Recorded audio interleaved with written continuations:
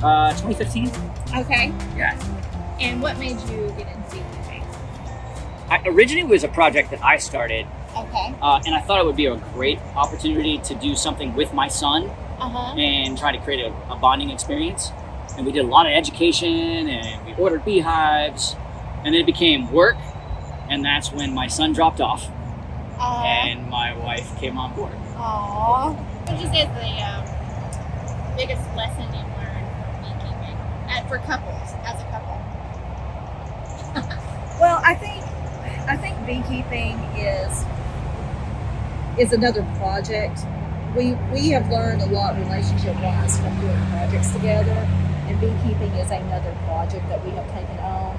It's a teamwork project, and I think in general with each other, we've learned over the years to just be more patient with each other, and to really kind of talk through what we're thinking, because you can make assumptions about what the other person knows and that they understand what you're talking about, and that's not always true. So just the patience to talk through issues is probably the biggest learning experience I've had. Yeah. Which I think is true for a lot of relationships. Yeah. What about you? Anything? Well, I'll back that up. I mean, I think if you go to any beekeeper, they're going to have different ways and different things that they want to do, and there's a lot of different ways that you can handle and take care of bees, and there's a lot of different thought processes out there, and we don't necessarily have the same thought processes. And so figuring that stuff out together, trying it one way and trying it another way the next year, and seeing what works best. Beekeeping is really almost as much an art as it is a science, and it's kind of how you feel about your bees. So how do you feel about your bees? It's about knowing each hive, and each hive has its own personality. I know that sounds strange, but so most of these guys out here, or girls, are very mellow, except we have this one hive back here in the back, and if you get up close to it, they will let you know that they don't like you being there. So most of the girls are real mellow, except for that one. So it changes from year to year. It too. does. They'll actually tell you to replace your queen every 2 years. That's kind of standard practice in beekeeping. And part of that is sometimes if you get older queens in the hives, you can get more aggressive hives. And so that's part of the reason they recommend you changing or replacing your queens about every 2 years. One way that we do our honey that's a little bit different from many keepers is that we do single hive honey. Okay. So What does that mean? whatever honey that hive collects that we take, we only bottle that together. We don't mix it with any other hives. So as a result, we'll have totally different color honey. And these two hives could have been right next to each other. So this is our Brenthaven hive. Okay. This is our 615 hive. Okay. This one was from our garden hive. Okay. So these were We name all our hives, Oh, and then whatever honey we take from that hive, we'll do it as that. It's almost like a single barrel whiskey, Yeah, no, or I love a type of wine. It Yeah, I comes love from it. those grapes. Yeah. So that's how we treat it. We don't mix our honey together. It keeps separate for that hive. I love it. So some beekeepers put all their honey into one bucket and then bottle it all. Yes. Oh. I mean, if you wanted to get very specific, you could actually say, I could open up my hive and I could say, okay, I have a frame. And this frame was filled and capped by this date. So I know that frame of honey was from flowers, anything previous to that date.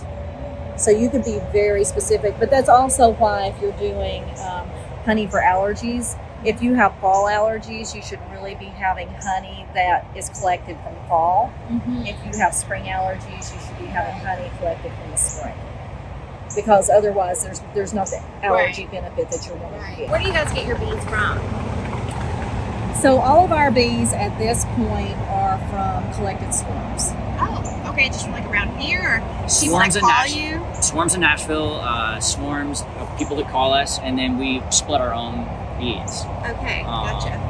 And we believe that we actually have pretty successful hives. We actually don't have a lot of mite issues. We do not treat our bees. Okay. Tammy's very chemical free. We don't Yeah. spray our yards. We don't do anything like that. So Do you guys add anything to your honey? So we do whipped honey. Whipped honey, okay. So whipped honey or creamed honey, you'll Yeah. hear it both ways. I do flavored whipped honeys. Most of our whipped honey flavors that we're doing currently, cinnamon is the most popular. everybody loves cinnamon with honey. Really? Yeah, Oh, yeah. It's awesome. everybody loves cinnamon whipped honey. I've also done.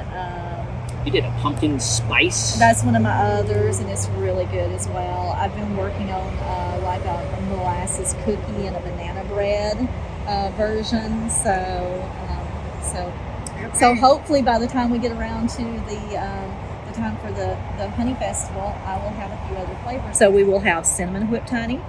We will have pumpkin pie whipped honey. We will have, of course, our standard single hive honey. And we will have potentially molasses cookie whipped honey and banana bread whipped honey and potentially some jalapeno infused regular honey. We'll just have to see how it goes.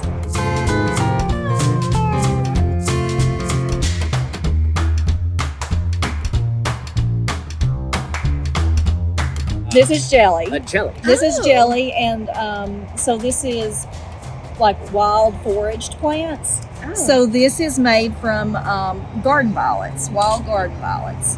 So you see them in the spring. They have the heart-shaped leaves and purple flowers. And when you make basically you make an infusion, a tea, and it's kind of a bluish green color, and then you add lemon juice to it. And when you add the lemon juice to it, it turns this brilliant fuchsia color, and it's really, really pretty. But it is a jelly made from basically wild flowers. And then I have. How do you do it? Do you mush them up or something? Boil them? You make it like a tea. So you know how you take a tea. Uh-huh. So you take all your flowers, and then you just pour hot water over it, and then you let it steep like you would a tea, and then you strain all of it out, and then you add sugar and lemon juice and gelatin, basically, Mhm. like you're making jelly with gelatin, and it gels, and then you have jelly. Can I smell it? You can absolutely go ahead. I don't know if it has much of a smell. No, it doesn't. No, It's very light tasting. It's very light. What do you do tasting. with this? So it's It's like jelly for your Put it on toast. biscuit? yes, yes, or Oh. toast. It's really good on toast. And so this one is actually made out of a honeysuckle vine. So this is honeysuckle I love jelly. honeysuckle. So this is made from honeysuckle. and So you're gonna have that at the honey festival? I will have these. Okay. So how did you come up with the name of the Bee Haven? That is a really tough question to answer. We've had a couple of different names for our hive over the years.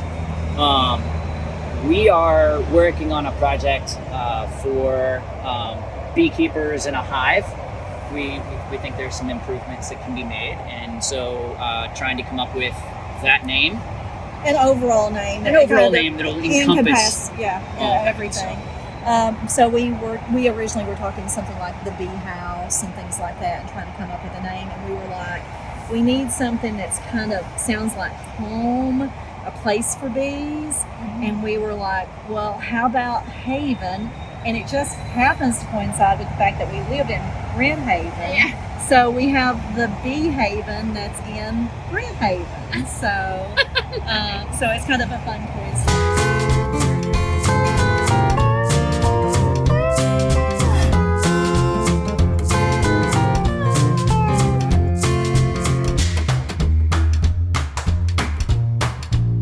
We're the Cherneys, And we're at the Bee Haven. and we will see you at the Tennessee Honey Festival.